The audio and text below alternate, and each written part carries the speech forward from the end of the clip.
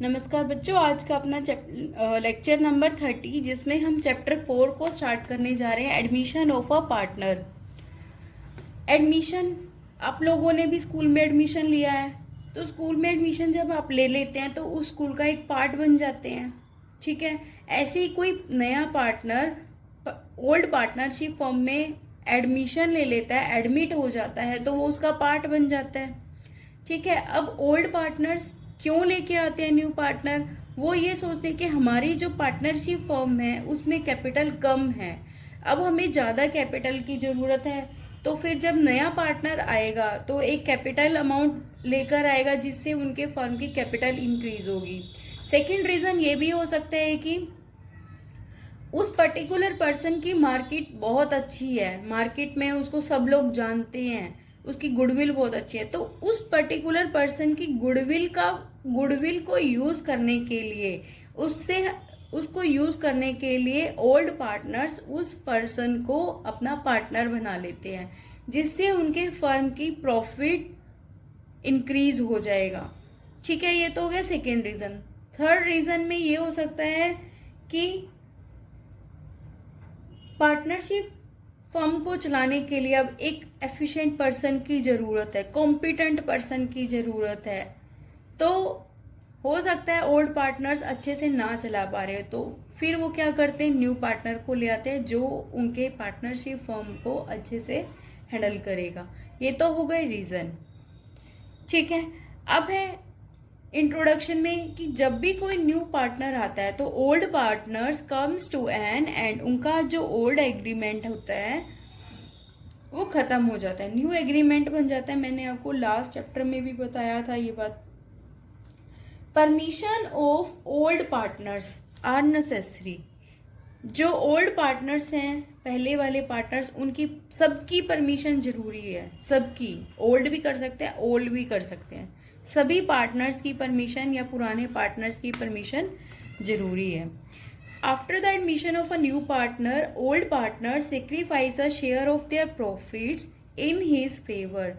जब भी कभी न्यू पार्टनर पार्टनरशिप फर्म में आता है तो ओल्ड पार्टनर्स को अपना हिस्सा सेक्रीफाइस करना होता है। सपोज मान लो कि पहले ए और बी दो पार्टनर थे पार्टनरशिप फर्म में, उनका रेशो था 1:1, हाफ हाफ ले रहे थे दोनों। जैसे ही अब वो सी पार्टनर को इन्वॉल्व करेंगे तो क्या हाफ हाफ रहेगा? नहीं रहेगा ना, 1:1 हो जाएगा। अब उनको हाफ से कम मिलेगा, 1/3 मिलेगा। तो उनको अपना एक प्रॉफिट का शेयर उसके लिए न्यू पार्टनर के लिए सेक्रीफाइस करना पड़ता है। ठीक है, लिखा हुआ है ना, sacrifice a share of their profits in his मतलब ओल्ड पार्टनर के फेवर में उनको अपना शेयर सेक्रीफाइस करना पड़ता है। अब हमें जब भी कोई पार्टनर एडमिट होता है या रिटायर्ड होता है, अभी हम इस चैप्टर में सिर्फ एडमिशन की बात कर रहे हैं, रिटायरमेंट की इससे नेक्स्ट चैप्टर में बात करेंगे। जब भी कोई ओल्ड पार्टनर्स का एडमिशन होता है तो क्या क्या एडजस्टमेंट करनी पड़ती है, वो ये है। Calculation of new profit sharing ratio. आपको पता ही है कि जब ओल्ड पार्टनर्स अपना कुछ शेयर सेक्रीफाइस कर रहे हैं तो न्यू प्रॉफिट शेयरिंग रेशो तो कैलकुलेट होगा ही। Accounting treatment of goodwill, goodwill को कैसे ट्रीट करेंगे, गुडविल कैलकुलेट तो हमने करना सीख लिया, उस कैलकुलेटेड गुडविल को हम कैसे ट्रीट करेंगे in the case of admission of a partner.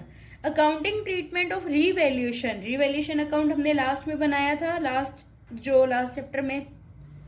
Accounting treatment for revaluation of assets and liabilities. Accounting treatment of reserves and accumulated profits. Reserve and accumulated profit के हमने 2-3 लेक्चर किए थे, जैसे जिसमें था workman compensation reserve, general reserve, investment fluctuation reserve.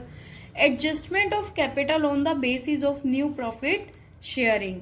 आपको यहाँ तक समझ आ गया? ये वाला पॉइंट न्यू है, जब हम करेंगे तो आपको अच्छे से समझ आएगा कि ओल्ड पार्टनर्स की कैपिटल को उनके न्यू शेयरिंग रेशो पर कैसे कैलकुलेट करेंगे। ये न्यू पॉइंट है, ये हम जब आएगा हेडिंग तो हम कर लेंगे। आप लोगों को समझ आ गया तो लाइक जरूर करना बेटा, ताकि मुझे भी पता चले कि हाँ आप लोगों का रिस्पॉन्स पॉजिटिव है।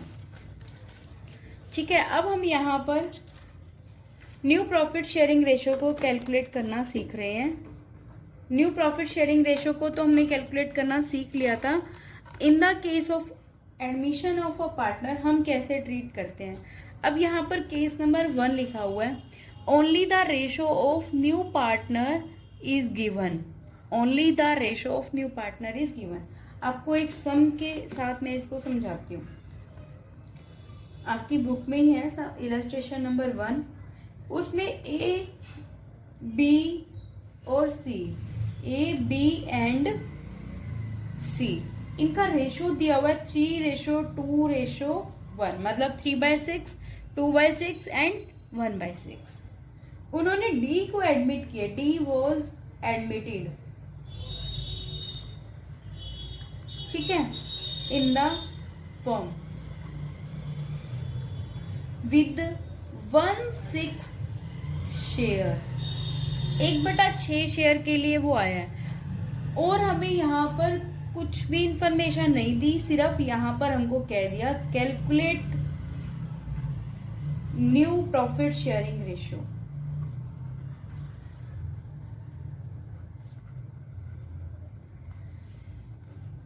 इसने बोल दिया सिर्फ न्यू प्रॉफिट शेयरिंग रेशो को कैलकुलेट करना है, और बाकी यहाँ पर उसने कुछ भी नहीं कहा कि जो डी आया है वो ए से कितना ले रहा है या बी से कितना ले रहा है, सी से कितना ले रहा है, कितना कितना अमाउंट कुछ भी नहीं बताया। सिर्फ ये कहा है कि 1/6 शेयर ले रहा है टोटल में से, टोटल में से 1/6 शेयर ले रहा है। अब हम इसका सॉल्यूशन करते हैं, ठीक है। लेट कर लेंगे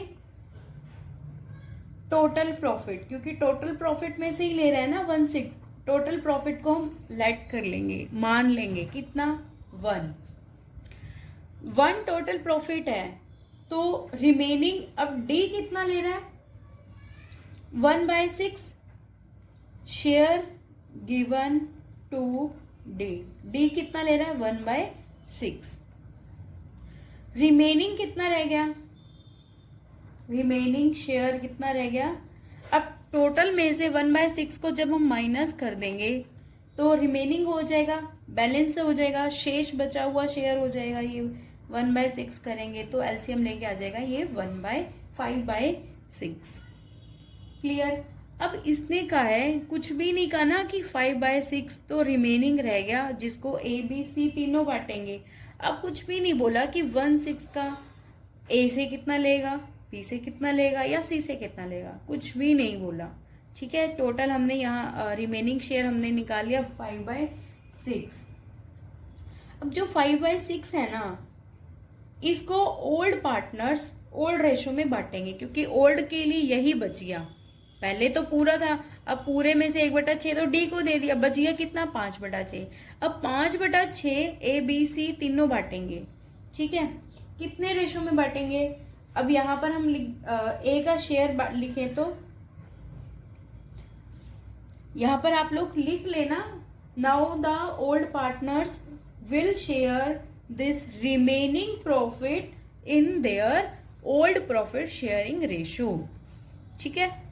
कि 5/6 को जो हिंदी वाले स्टूडेंट्स हैं, हिंदी मीडियम वाले, वो लिख लेना, बचे हुए भाग को पुराने पार्टनर्स पुराने वाले प्रॉफिट शेयरिंग रेशो में बांटेंगे। अब ए का शेयर, उसका ओल्ड रेशो कितना है 3/6। अब वो 5/6 का 3/6 लेगा, ठीक है ना, 5/6 का 3/6 लेगा। तो यहाँ पे हम ए का शेयर लिखे 3/6 ऑफ 5/6। ऑफ का मतलब भी तो क्या होता है, का ही होता है ना। 3/6 लेगा, किसका लेगा 5/6 का। तो गुणा करेंगे, अगर हम यहाँ पर अब गुणा करें इसका 3/6 का 5/6, तो 3 और 6 कट रहे हैं आपस में, 3 एकम 3, 3 दूनी 6, 5/12। ऐसे ही बी का शेयर आ जाएगा 2/6 ऑफ 5/6, या फिर सीधा 2/6 मल्टीप्लाई बाय 5/6, 5/18। सीज शेयर, सी का शेयर 1/6 मल्टीप्लाई बाय 5/6,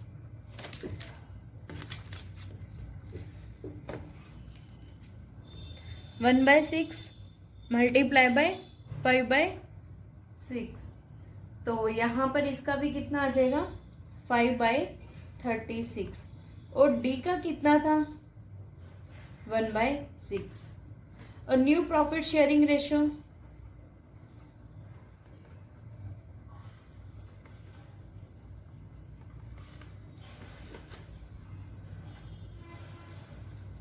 ए का कितना है 5/12, 5/18, 5/36, 1/6। एलसीएम ले लो, 36 आ गया, 36 को 12 से डिवाइड करेंगे 3 को 5 से मल्टीप्लाई करेंगे 15,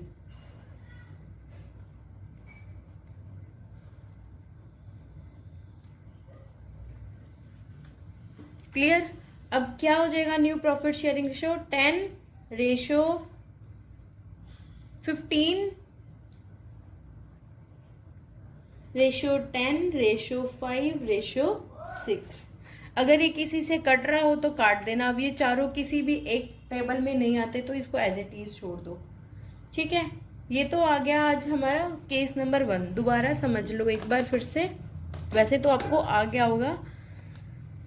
जब कभी भी किसी भी स्टेटमेंट में ये बोला है कि और जो न्यू पार्टनर आ रहा है वो 1/5 शेयर ले रहा है या 1/6 ले रहा है और कुछ भी इंफॉर्मेशन हमें नहीं दी, ठीक है, सिंपल बोल दिया 1/6 शेयर, उस केस में हमें कुछ भी नहीं करना, टोटल प्रॉफिट मानना है 1, डी को मिल गया 1/6, रिमेनिंग रह गया 5/6।